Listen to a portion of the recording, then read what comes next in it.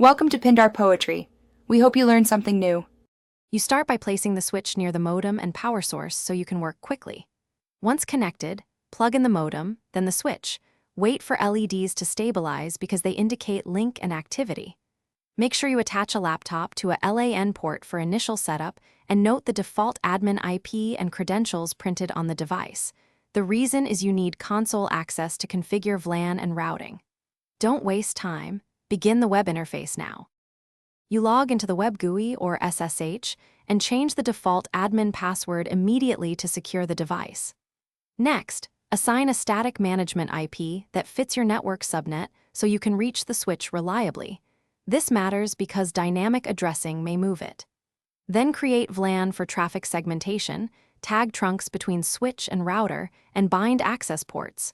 Once done, configure the default gateway and DNS. So you finish by testing connectivity from a client. Ping the gateway and an external IP to confirm upstream reachability, because that proves the switch and router paths are correct. Then save the running configuration to startup and enable SSH or export a backup so recovery is simple.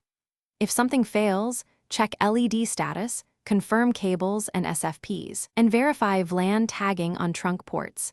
This single troubleshooting step resolves most issues quickly, so try it first.